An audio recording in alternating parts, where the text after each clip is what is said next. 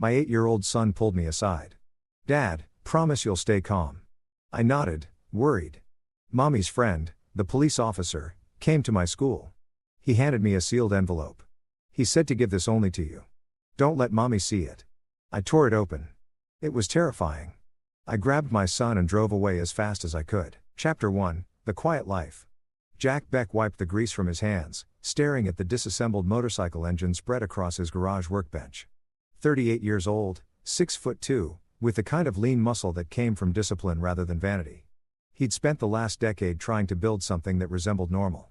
The scar tissue running along his left forearm, courtesy of a roadside bomb in Kandahar, served as a permanent reminder that normal was a luxury he'd earned the hard way. Dad, you in there?" His son's voice cut through the silence. 8-year-old Kerr had his mother's dark hair and his father's gray eyes that had seemed too much for someone who still believed in Santa Claus. "In the garage, buddy," Jack called back, setting down his wrench. Kurt appeared in the doorway, backpack slung over one shoulder, but something was off. The kid's usual boundless energy was gone, replaced by something Jack recognized from his years in military intelligence. Fear poorly masked as calm. "How was school?" Jack asked, studying his son's face. "Fine." The word came too quickly. Kurt glanced over his shoulder toward the house. Through the garage's side window, Jack could see his wife Rosie's car in the driveway. She was home early. Jack had met Rosie Dunn 10 years ago at a veteran support group.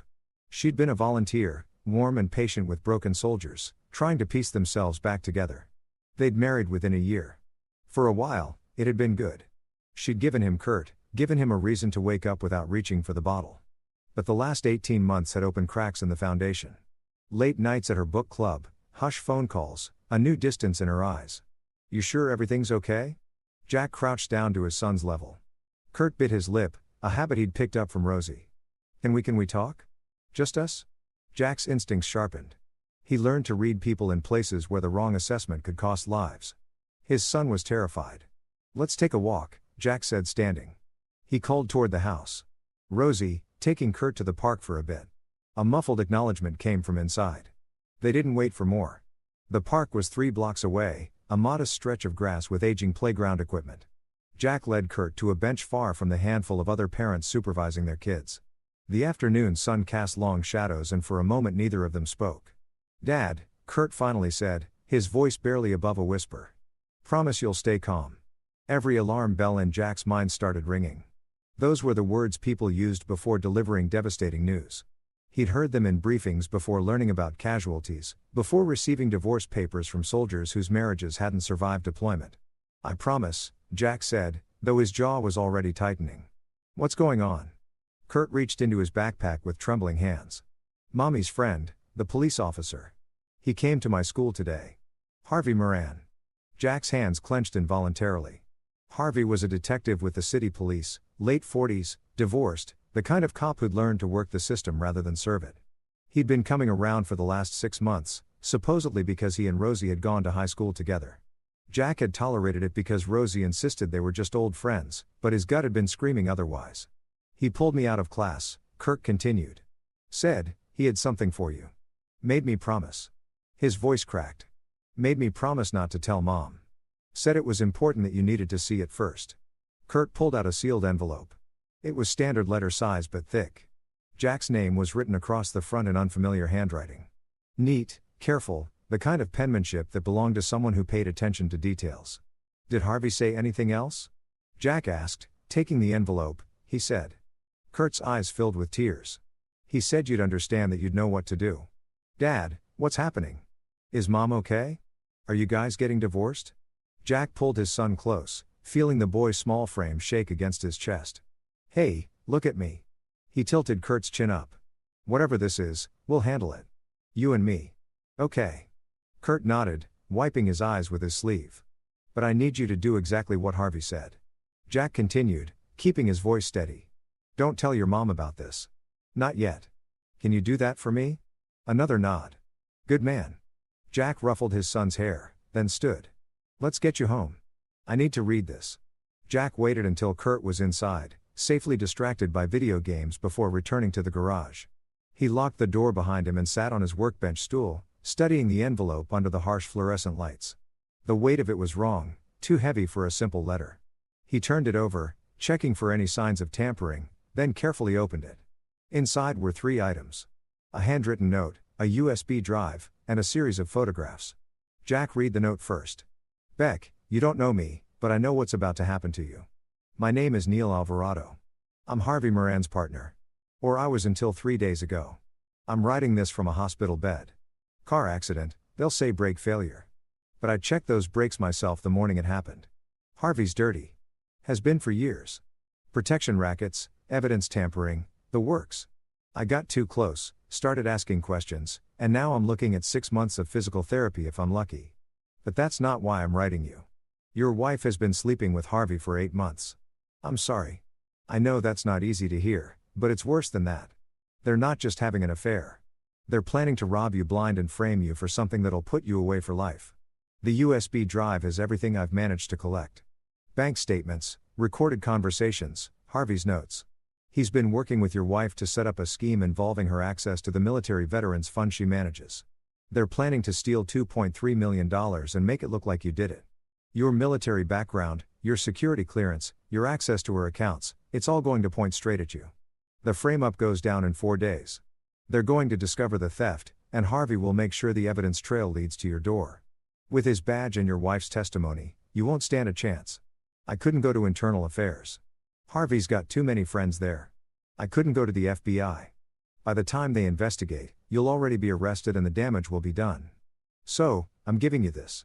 What you do with it is your choice. I'd disappear if I were you. Take your kid and run. But if you're the man I think you are, the kind of man who survives Kandahar and comes home to build a life, then maybe you want to fight. If you do, be smart. Harvey's dangerous when cornered. And your wife, she's colder than you think. Good luck, Neil Alvarado. Jack read the note 3 times, his expression never changing. Then he looked at the photographs. They showed Rosie and Harvey together at restaurants in Harvey's car entering a motel on the outskirts of town. The timestamps range from 6 months ago to as recent as 2 days ago. The final photo made his blood run cold. Rosie and Harvey standing in what looked like a bank vault. Both of them smiling at something off camera. Jack set the photos down carefully and picked up the USB drive. His hand was steady, the same steadiness that had served him during firefights and hostage negotiations.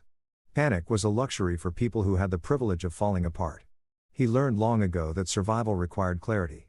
He inserted the USB drive into his laptop and opened the files. What he found over the next hour painted a picture of betrayal so calculated, so thorough that it almost impressed him from a tactical standpoint. Harvey had been meticulously documenting a fake trail emails from Jack's computer to offshore accounts, forged signatures, planted evidence in his home office. The plan was brilliant in its simplicity. Use Jack's military intelligence background and his wife's position to create an unshakable narrative of a desperate veteran turned thief. There were audio recordings, too. Jack played one. Harvey's voice. The beauty of it is everyone will believe it. War hero comes home with PTSD. Can't adjust to civilian life. Sees an opportunity through his wife's work. It writes itself. Roz's voice cold and calculated. What about Kurt? Harvey, what about him? He'll go to your sister. You'll play the devastated wife. Testify against your husband. After the trial, we wait a year, then suddenly your grief turns into something new. We can be together, and with the money and the Caymans, we can live anywhere we want. Rosie, after a pause, and if Jack figures it out before the frame up, Harvey laughing, then we move to plan B, domestic dispute gone wrong. I respond to your 911 call. Find him threatening you with a gun. Clean shoot. Either way, he's gone and we get what we want. Jack closed the laptop. His face remained impassive, but his mind was already working through scenarios, calculating angles, planning moves 3 steps ahead.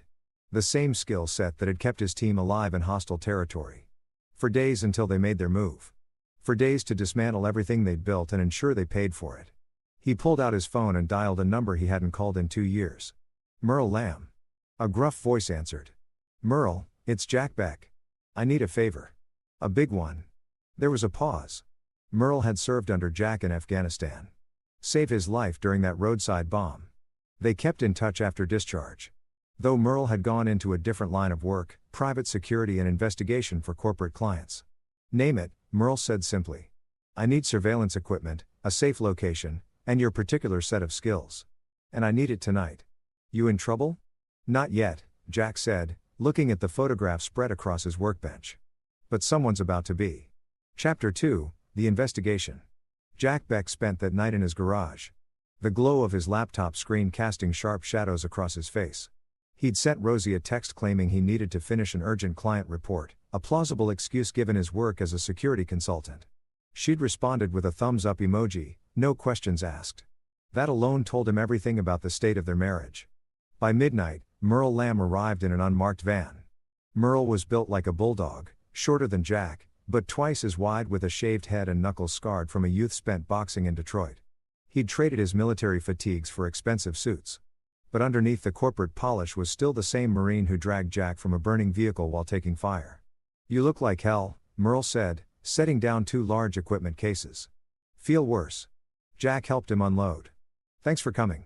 You said someone's trying to frame you for embezzlement. That the short version?" "That's the generous version." Jack handed him the envelope. "Read it, then we'll talk." While Merle absorbed the contents, Jack pulled up the USB files again. He'd spent hours analyzing them. And something had been bothering him, a detail that didn't fit. "Jesus," Merle muttered, finishing the note. "Your wife and a dirty cop. That's dark even for my line of work. Look at this." Jack pointed to the screen, pulling up a series of bank records. "Neil says they're planning to steal $2.3 million from the Veterans Fund, but these backdated transactions, they show preliminary transfers going back 14 months. Rosie only took over as fund manager 10 months ago." Merle leaned in, eyes narrowing, so either Neil's timeline is wrong or someone else is involved, someone who had access before Rosie. Jack switched to another file, a personnel roster for the Mountain Ridge Veteran Support Foundation where Rosie worked. Her predecessor was a woman named Louise Hughes. She resigned abruptly right before Rosie got the position. No forwarding address, no social media presence since she left. "You think she's part of this?" "I think she's either part of it or she found out and got scared." Jack pulled up a photo of Louise, a severe-looking woman in her 50s with steel gray hair. "Either way, we need to find her." Merle cracked his knuckles. "I'll have my people on it by morning." "What else?" "Harvey Moran." Jack brought up a police personnel file he'd accessed using credentials from his consulting work. Technically a gray area, but he'd stopped caring about technicalities. 17 years on the force, decorated, but look at his financials. He's drowning in debt. Divorce cleaned about 5 years ago, and he's been living beyond his means ever since. That's motive. Classic corruption story. Merle agreed. Needs money. Has access to power. Finds an opportunity. Except I need proof that'll stand up. Neil's evidence is good, but a defense attorney would tear it apart as hearsay from a disgruntled partner. I need Harvey to hang himself. Merle opened one of the equipment cases, revealing an array of surveillance devices. Then let's give him the rope. Over the next 2 days, Jack moved with the precision of a chess player setting pieces on a board. He maintained his routine. Breakfast with Kurt, work calls, dinner with Rosie. While Merle's team worked in the shadows, they planted listening devices in Roz's car and office. They installed miniature cameras in Harvey's apartment building lobby and garage. They tracked both of their movements, building a detailed pattern of their activities. And Jack learned to wear a mask. "You've been quiet lately," Rosie said over dinner on the second night. She'd made lasagna, his favorite, ironically. Or perhaps not ironically. Perhaps it was part of the performance. The devoted wife playing her role until the moment came to destroy him. "Big project at work," Jack replied, cutting into his food. Across the table, Kurt was pushing food around his plate, shooting nervous glances at his father. "Nothing to worry about," Rosie smiled. It was the same smile she'd given him when they'd married. But now Jack could see the calculation behind it. How long had she been acting? When had the woman he loved become this? "I've been thinking," she said, reaching across the table to touch his hand. Her fingers were cold. "Maybe we should plan a vacation. Just the 3 of us. Get away for a while." After the frame-up, Jack thought but didn't say. Instead, he squeezed her hand and forced warmth into his voice. "That sounds nice. What are you thinking?" "Somewhere warm. Caribbean, maybe." She was testing him. He realized, looking for any sign that he knew. "Let me finish this project first," he said. "Then we'll talk about it." That night, after Rosie was asleep, Jack slipped out to meet Merle at a diner on the edge of town. It was nearly 2 o'clock in the morning, and the place was empty, except for a tired waitress and a trucker nursing black coffee. "We got something," Merle said, sliding a tablet across the table. "Your wife met with someone this afternoon." "Not Harvey." Jack looked at the surveillance photo. It showed Rosie sitting in a park with a man Jack didn't recognize. Mid-30s, expensive suit, the kind of polished appearance that suggested money and influence. Who is he? Julian Parker, lawyer, corporate type. But here's where it gets interesting. Merle swiped to another image. He also represents Harvey Moran in his divorce proceedings. And get this, he's the registered agent for 3 shell companies in the Cayman Islands. Shell companies that received wire transfers from the Veterans Fund over the last year. Jack felt the pieces clicking into place. So, it's not just Harvey and Rosie. Parker's the money man. He's been helping them set up the offshore accounts. More than that, Merle pulled up another file. Remember Louise Hughes, the former fund manager? I found her. She's living under a different name in Oregon. My contact up there had a conversation with her this morning. She's willing to talk and she says Julian Parker approached her 2 years ago. Wanted her to help skim money from the fund. When she refused, she started receiving threats. Anonymous letters, dead rats in her mailbox, the works. She quit and ran. Jack's jaw tightened, so they needed someone they could control. Enter Rosie. Looks like it. Harvey probably vouched for her. Told Parker she could be manipulated. The affair was icing on the cake. Gave them another layer of control. Jack stared at the photo of Julian Parker. Here was the puppet master, the one pulling Harvey and Rosie strings. And suddenly the scope of this thing became clear. This wasn't just about stealing from Veterans Fund. This was a systematic operation and he'd become a convenient scapegoat. There's something else. Merle said quietly. Neil Alvarado, I visited him in the hospital today. How is he? Bad. Real bad. But he told me something he didn't put in the note. Merle hesitated. Harvey's plan B, the one where he shows up and shoots you during a domestic disturbance. Parker's been pushing for that from a start, says it's cleaner, less chance of exposure. Harvey's been resisting because he doesn't want to risk an investigation into the shooting, but Parker's getting impatient. Jack's expression didn't change, but his mind was already adjusting his timeline. If Parker was pushing Harvey to move to violence, then the 4-day window might be optimistic. We need to accelerate, Jack said. How fast can you give me a meeting with Louise Hughes? She's already on a plane. She'll be here tomorrow morning. Good. Jack pulled out his phone and opened a notes app. Here's what we're going to do. We're going to let them think their plan is working. We're going to give them exactly what they want right up until the moment we take everything from them. Merle grinned. It was not a pleasant expression. Now you're talking my language. Chapter 3.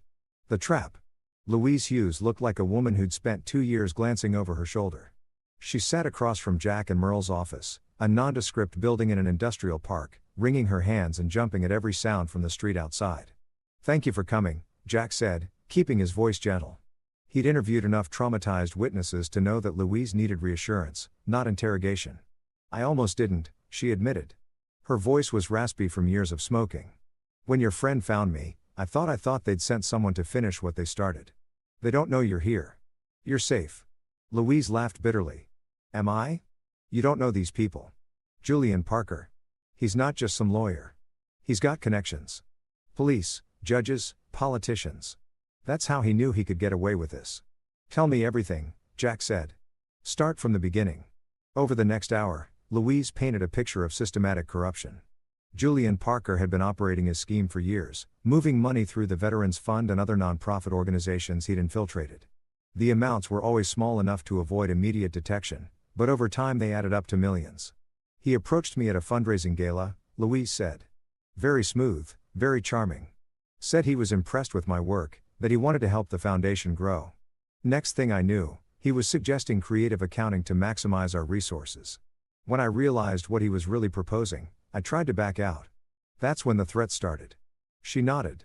At first, it was subtle. Hang-up calls, my car getting keyed. Then it escalated. Someone broke into my house while I was sleeping and left a note on my pillow. It said, "Next time you won't wake up." That's when I knew I had to disappear. Why didn't you go to the police? Louise's laugh was hollow. Because Harvey Moran was one of the people threatening me. He showed up at my house in uniform. Told me that if I made any accusations, he'd make sure I was the one who got investigated. With his badge and Parker's lawyers, who would believe me? Jack glanced at Merle, who was recording the conversation. This was gold, but it still wasn't enough. They needed something that would crack the whole operation open. Louise, Jack said carefully. Do you still have any documentation? Anything that could prove Parker's involvement? She reached in her purse and pulled out a USB drive. I kept copies of everything. Bank statements, emails, memos. I was too scared to use them, but I couldn't bring myself to destroy them either. Jack took the drive like it was made of gold. This is exactly what we need. What are you going to do? Louise asked. I'm going to give them what they want, Jack said. And then I'm going to destroy them. That afternoon, Jack put the first phase of his counter operation into motion. He created a series of digital breadcrumbs, emails from his computer to offshore accounts, searches for money laundering techniques in his browser history, encrypted files on his hard drive that would look damning if discovered. It was a mirror image of the frame update plan for him, except he was building it himself with one crucial difference. He had detailed documentation of every step timestamped and stored with Merle's security team. You're making yourself look guilty, Merle observed as he watched Jack work. That's the idea. When they come for me, they're going to find exactly what they expect. But here's the thing. The evidence is too good, too perfect. Any decent forensic accountant will be able to tell it was planted, and you're betting they won't look that closely. I'm betting their arrogance won't let them consider that possibility. Jack typed another line of code. Harvey and Rosie think they're the ones running a con. Parker thinks he's untouchable. None of them will believe I could outplay them. Merle shook his head admiringly. You're a cold son of a, you know that. I learned from the best. Jack had spent years in military intelligence learning how to run double agents, how to turn enemies' strengths into weaknesses. This was just another operation, except the stakes were personal. That evening, Jack took Kurt to the movies, a superhero film the kid had been begging to see. They ate too much popcorn and laughed at the action sequences, and for 2 hours, Jack let himself pretend everything was normal. Dad, Kurt said as they walked back to the car. Are you and Mom going to be okay? Jack stopped, crouching down to his son's eye level. The parking lot lights cast long shadows across the boy's worried face. I need you to trust me, Jack said. Things are going to get complicated for a little while. But I promise you, no matter what happens, no matter what anyone says, I'm going to make sure you're safe and taken care of. Okay. Kurt threw his arms around his father's neck. I love you, Dad. I love you, too, buddy. Jack held his son tight, feeling the weight of what was coming. Then he stood, taking Kurt's hand. Come on, let's get home. The next morning, exactly 4 days after Jack had received Neil Alvarado's envelope, everything came to a head. Jack was in his home office when he heard car doors slamming outside. Through the window, he saw Harvey Moran and 3 other police officers approaching his house. Right on schedule. Rosie appeared in the office doorway. Her face a mask of concern. Jack, there are police here. What's going on? Jack looked at his wife. Really looked at her. Had she always been capable of this level of deception? Or had desperation turned her into someone new? I don't know, he said. And in that moment, he gave her one last chance. Rosie, if there's something you need to tell me, anything at all, now would be the time. For just a second, something flickered in her eyes. Doubt, guilt, but then it was gone, replaced by perfect confusion. What are you talking about? The doorbell rang. Jack stood, straightening his shoulders. Let them in. Harvey Moran filled the doorway, his badge prominently displayed. 3 uniformed officers flanked him, hands resting casually near their weapons. Jack Beck. Harvey's voice was professionally neutral, but Jack could see the anticipation in his eyes. This was it. The moment Harvey had been planning for. That's me. I have a warrant for your arrest. Embezzlement and wire fraud. Harvey pulled out handcuffs. You have the right to remain silent. This is insane. Roz's performance was flawless. Shock, indignation, fear. If Jack hadn't known better, he might have believed her. There must be some mistake. Ma'am, we have evidence that your husband has been stealing from the veterans fund your organization manages. Over $2 million transferred to offshore accounts. That's impossible. Jack would never. The transfers were initiated from his computer, Harvey continued stone-faced. We have email records, digital signatures, everything we need. I'm sorry, Mrs. Beck, but your husband is facing serious federal charges. Jack extended his hands for the cuffs. As Harvey snapped them closed, Jack leaned in slightly and whispered, "How's Neil doing?" Harvey's face went blank for just a fraction of a second.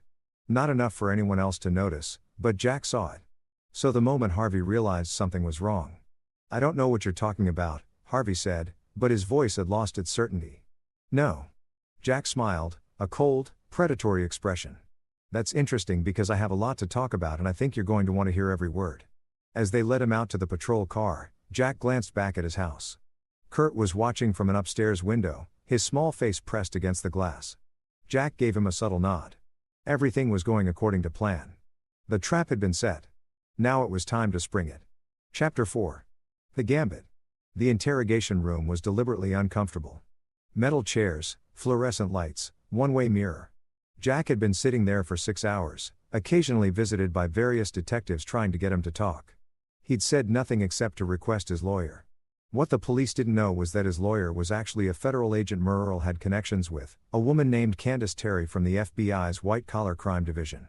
She'd been investigating Julian Parker for 3 years on unrelated charges and was very interested in what Jack had to offer. When Candace finally entered the interrogation room, she played her part perfectly. Mid-40s, sharp suit, briefcase, the image of a corporate defense attorney. "Mr. Beck, I'm Candace Terry. Your friend Merle Lamb retained my services." She set her briefcase on the table and turned to the detective who escorted her in. "I need time with my client alone." The detective hesitated. "We have questions and Mr. Beck will answer them in due time after he's consulted with counsel unless you'd like me to start filing motions about improper procedure." The detective left, but Jack knew Harvey Moran would be watching from behind the mirror. Candace sat down and pulled out a legal pad purely for show. What she actually slid across to Jack was a small electronic device that would scramble any listening equipment. "We're clear," she said quietly. "You have about 10 minutes before they get suspicious." Jack leaned forward. "How much did Merle tell you?" "Everything. And I've been making calls. Your evidence checks out. Julian Parker is dirty. Harvey Moran is dirty. And your wife is in the middle of it. But here's the problem. The frame-up is good. Really good. If we go to trial based solely on Neil Alvarado's testimony and Louise Hughes's records, a jury might not buy it. What do you need?" "I need one of them a flip. Preferably Harvey. He's the weak link.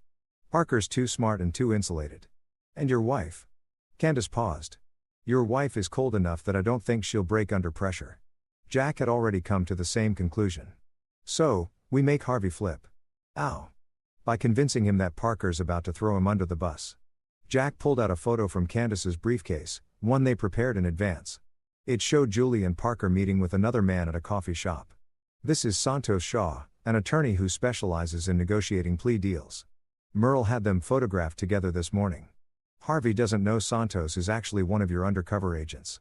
Candace smiled slowly. "You want to make Harvey think Parker is cutting a deal without him." "Exactly. Harvey is smart enough to know that in any conspiracy, the first person to cooperate gets the best deal.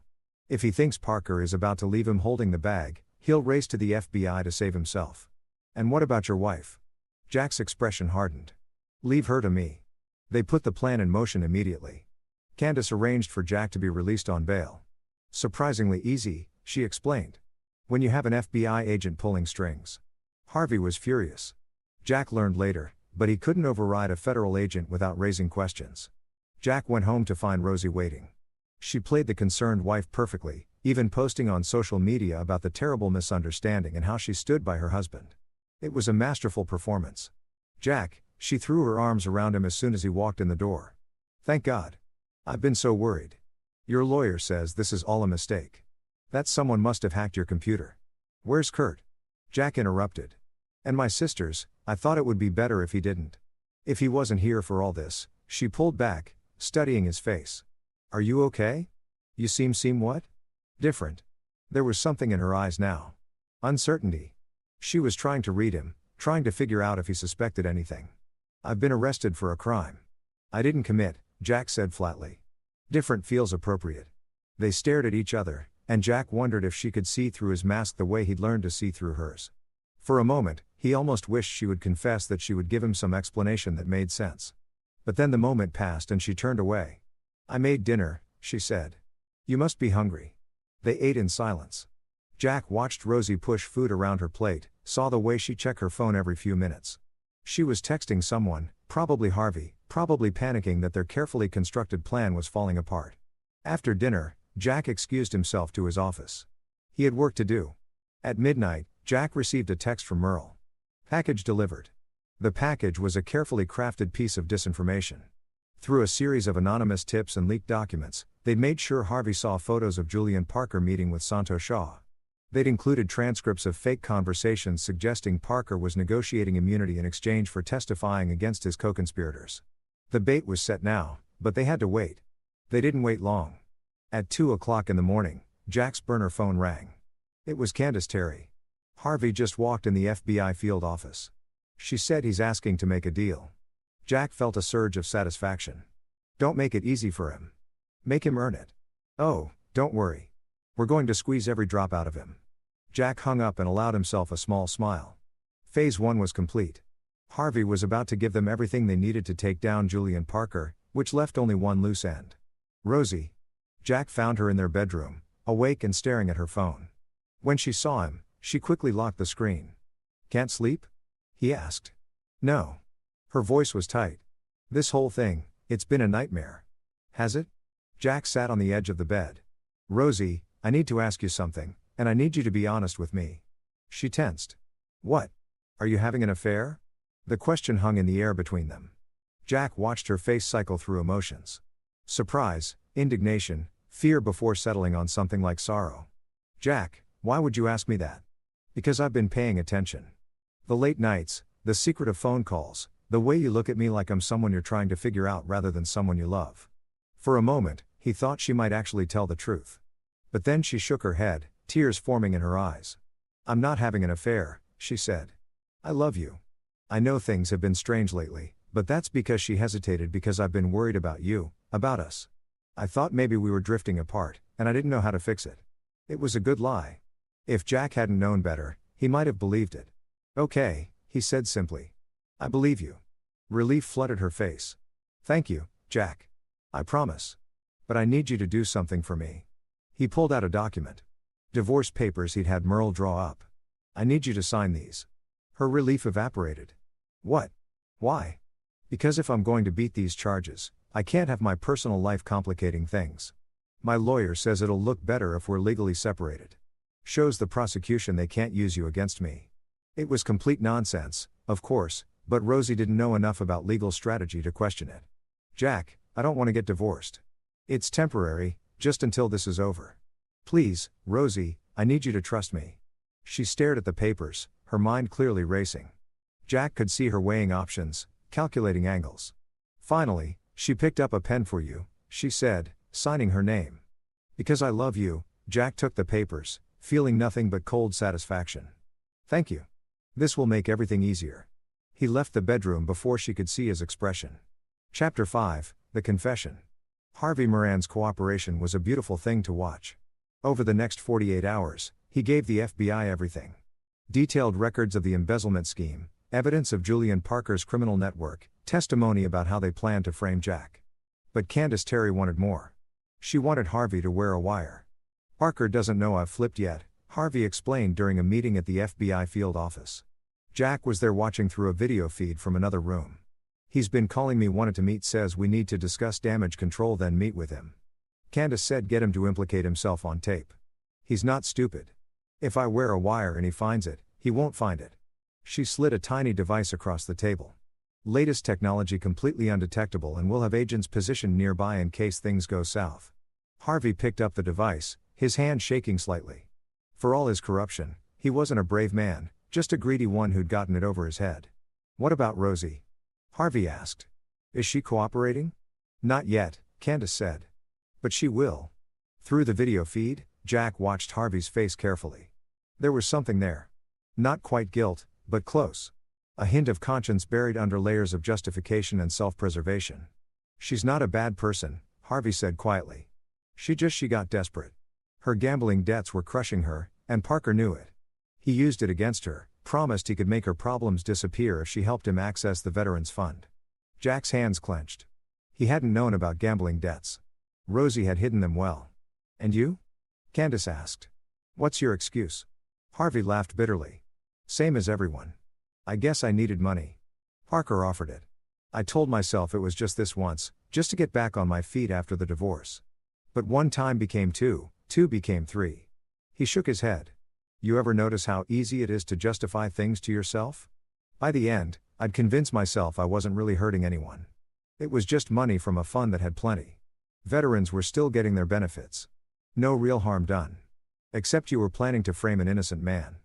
Candace said coldly. That was Parker's idea. I didn't want to, but you went along with it. You were ready to destroy Jack Beck's life. Send him to prison, traumatize his son, and for what? Money. Harvey had no answer to that. Watching from the other room, Jack felt a strange absence of anger. He'd expected to feel rage at Harvey's admissions, but instead there was only a cold calculation. Harvey was a tool useful for taking down Parker and building the case against Rosie, but ultimately just another corrupt cop who'd made bad choices. The real anger Jack felt was reserved for Rosie. She'd gambled away their security, lied to him for months, planned to destroy him, and through it all, she'd smiled and pretended to be the loving wife. That kind of betrayal deserves something special. The meeting between Harvey and Julian Parker took place in an upscale restaurant downtown. Harvey wore the FBI's wire, and a team of agents watched from various positions, some posing as diners, others positioned in a surveillance vent outside. Jack listened to the feed from Candace's office. Merle standing beside him. "Can't believe they let Beck out on bail." Parker's smooth voice came through the speakers. "That's unexpected." "His lawyer's good," Harvey replied. Jack could hear the tension in his voice. "Federal agent, apparently. She's already poking holes in the evidence." "That's impossible. We covered everything." "Did we? Because I'm starting to think maybe we rushed this. Maybe we should have waited, been more careful." There was a pause. Jack imagined Parker studying Harvey, trying to read him. "You're not getting cold feet. Are you, Harvey?" Parker's tone had shifted. Friendly exterior stripped away to reveal something harder underneath. "I'm being realistic. If Beck's lawyer finds even one thread to pull, the whole thing could unravel. And if it does, we stick to the plan. We have documentation. We have evidence. We have everything we need. Beck's military background makes him the perfect scapegoat. Even if he fights the charges, the publicity alone will destroy him. And what about Rosie? What about her? She plays the devastated wife, helps the prosecution, and after Beck's convicted, she gets her share of the money. Everyone wins except Beck." "Except Beck." Parker agreed. "But that's his problem, not ours. Harvey, listen to me. You're a soldier in this. You follow orders, you do your job, and you get paid. That's how this works. Don't start developing a conscience now." In Candace's office, Jack listened to Parker condemn himself with every word. The FBI agent was smiling. "We've got him," she said. "Parker just confessed to conspiracy, fraud, and intent to frame you. That's enough to arrest him tonight." "Do it," Jack said.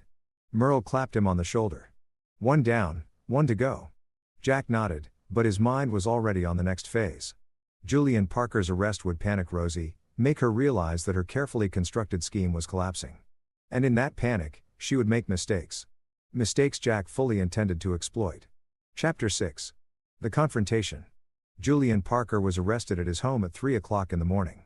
The FBI executed search warrants simultaneously at his office, his vacation house in Aspen, and his safe deposit boxes. By sunrise, the news was everywhere. Prominent lawyer arrested in massive embezzlement scheme. Jack watched the coverage from his garage, drinking coffee and waiting. He didn't have to wait long. At 6:30, Rosie burst into the garage, still in her pajamas, her phone clutched in her hand. "Did you see the news? Julian Parker was arrested. They're saying he stole millions from non-profit organizations. That he was running some kind of criminal enterprise." She stopped studying Jack's calm expression. "You don't seem surprised." "Should I be? Jack, what's going on? First, you get arrested. Now, Parker, is there some connection I'm not seeing?" Jack set down his coffee mug. This was the moment he'd been planning for. "Rosie, I need you to be very careful about what you say next." Her face palled. "What are you talking about?" "Julian Parker is naming co-conspirators. Harvey Moran is cooperating with the FBI and the walls are closing in." Jack pulled out his phone and played one of the recordings from Harvey's wire. Parker's voice filled the garage. "Rosie plays the devastated wife, helps the prosecution." Roz's hand flew to her mouth. "Oh my God, 8 months, Jack said, his voice eerily calm. "You've been planning this for 8 months. The affair, the embezzlement, the frame-up, all of it." "Jack, I can explain." "Can you? Because I'd love to hear how you explain planning to send me to prison for a crime you committed. How you explain sleeping with a corrupt cop while pretending to be my wife. How you explain being willing to destroy our son's father."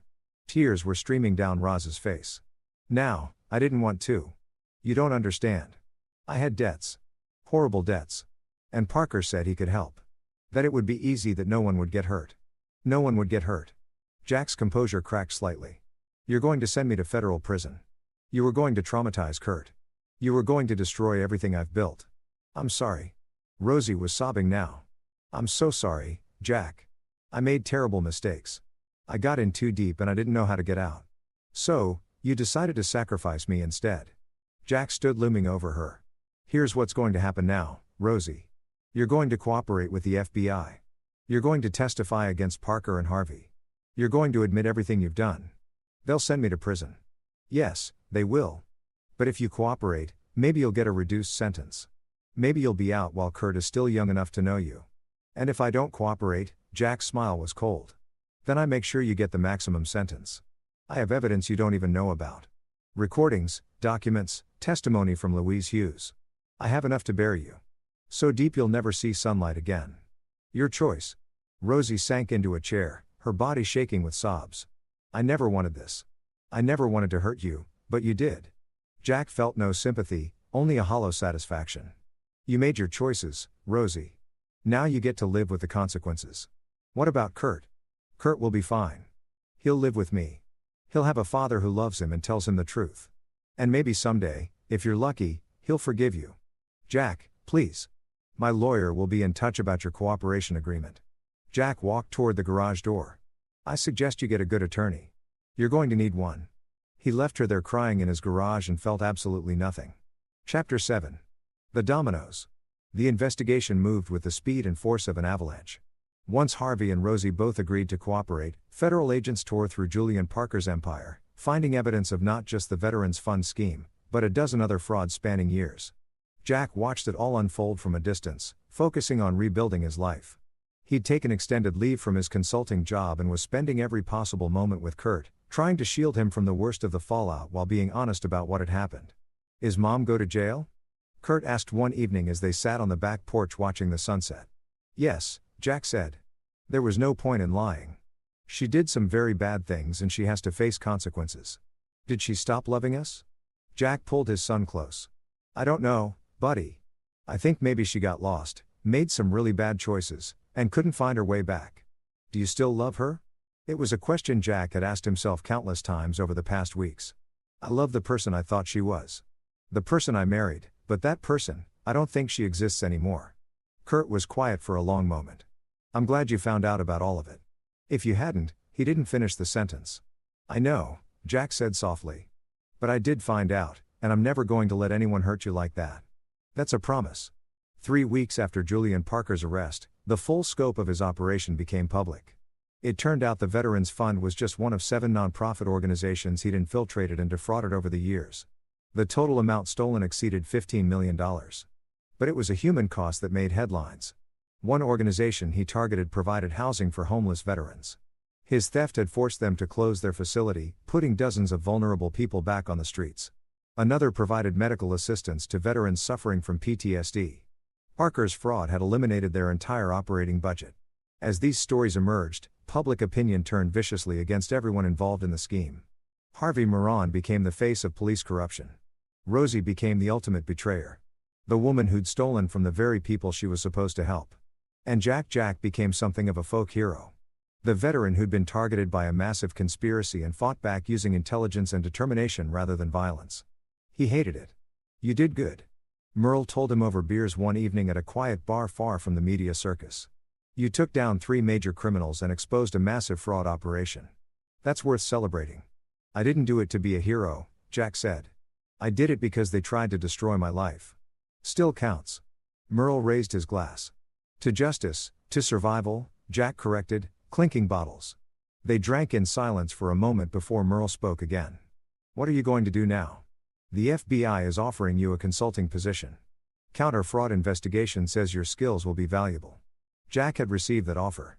He'd also received offers from 3 private security firms, 2 news networks wanting to interview him, and a book publisher interested in his story. He turned them all down. I'm going to be a father, Jack said simply. Kurt's going to need me more than ever once Rosie sentenced. Everything else, it can wait. Merle nodded approvingly. Smart man. I try. Jack took another drink. What about you? Still chasing corrupt executives for corporate clients? Actually, I've been thinking about making a change. Merle grinned. Candace Terry offered me a position with the FBI's white-collar crime unit. Apparently, my particular skill set is in demand. You'd be good at it. High praise coming from you. They finished their beers in comfortable silence.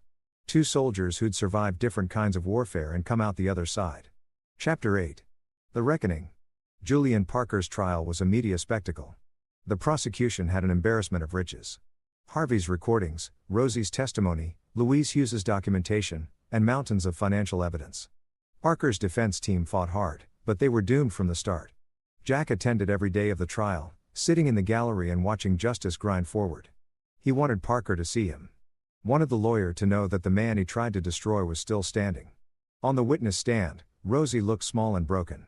She testified in a monotone voice detailing her involvement in the scheme, her affair with Harvey, the plan to frame Jack. The jury watched her with undisguised disgust. Mrs. Beck, the prosecutor asked, "Why did you agree to participate in this scheme?" Roz's voice was barely audible. "I had gambling debts over $300,000. Parker found out and said he could make them disappear if I helped him access the Veterans Fund. I was desperate in framing your husband." "Whose idea was that?" "Parker's. He said we needed someone to take the fall if anything went wrong. He chose Jack because of his military background and security clearance. Said it would be believable that a veteran with PTSD might steal from other veterans." "Did you object to this plan?" A long pause. "No." "Why not?" "Because," Roz's voice broke. "Because by that point, I convinced myself Jack would be fine. That he was smart enough to beat the charges or that Harvey would make sure the evidence wasn't too strong. I told myself lies so I could live with what I was doing. And now I know I'm a coward and a terrible person. I destroyed my family. I betrayed the man who loved me. I stole from people who needed help, and I have to live with that for the rest of my life." It was the most honest thing Jack had heard her say in months. Not that it changed anything. Harvey testified next. His police career in ruins, facing his own federal charges despite his cooperation. He described how Parker had recruited him, how the scheme had evolved, how they'd manufactured evidence against Jack. "Did you ever consider that what you were doing was wrong?" the prosecutor asked. "Every day," Harvey said flatly. "But I did anyway. That's the thing about corruption. It doesn't happen all at once. It's a series of small compromises, each one easier than the last, until you wake up one day and realize you've become everything you swore to fight against." When Louise Hughes took the stand, her testimony was damning. She described Parker's intimidation tactics in detail, producing evidence of threats and harassment that went back years. The jury looked horrified. Finally, Parker himself testified. He was polished and confident, denying everything despite the mountain of evidence against him. He portrayed himself as a victim of overzealous prosecution. Claimed Harvey and Rosie were lying to save themselves, suggested Jack had manufactured evidence out of revenge. It was a masterful performance. It was also completely ineffective. The jury deliberated for 3 hours. Guilty on all counts. Julian Parker's face showed no emotion as the verdict was read, but Jack saw his hands clench on the defense table. The judge remanded him to custody immediately and his federal marshals led him away. Parker's eyes found Jack in the gallery. There was no remorse in that gaze, only cold calculation, as if Parker was already planning his appeal. His next move, his eventual revenge. Jack stared back, unflinching. Let Parker plot all he wanted. He'd still spend the next 20 years in a federal prison. Outside the courthouse, Jack was mobbed by reporters.